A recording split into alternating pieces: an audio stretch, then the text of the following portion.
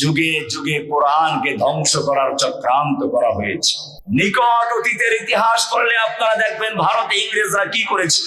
কিছু দালালরা পরামর্শ দিল, তোমরা ভারতবর্ষ দখল করেছো মুসলমানদের থেকে, যতদিন পর্যন্ত মুসলমান শক্তিশালী থাকবে ততদিন পর্যন্ত তোমাদের ক্ষমতা স্থায়ী হতে পারে না। কি করতে হবে?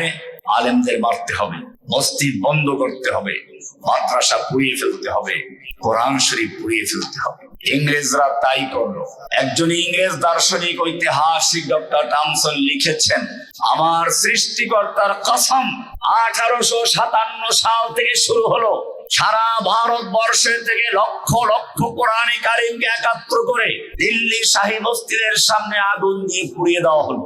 ওলামায়ে কেরামদেরকে জীবিত অবস্থায় শূকরের চামড়ার ভিতরে ঢুকিয়ে দ্রুতগামী ঘোড়ার পায়ের সঙ্গে বেঁধে দিয়ে চরম নির্যাতন করে হত্যা করা হয়েছে, যাতে অন্যরা ভয় পেয়ে যায়।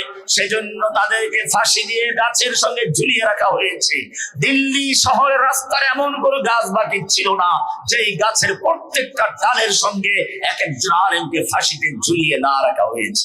ওলামায়ে কেরামদেরকে মালটার দ্বীপে নির্বাসন দেওয়া হলো, মাদ্রাসা মসজিদ গুলো বন্ধ করে দেওয়া হলো, বড় বড় মসজিদ গুলোকে ঘোড়ার আস্তাবল বানানো হলো।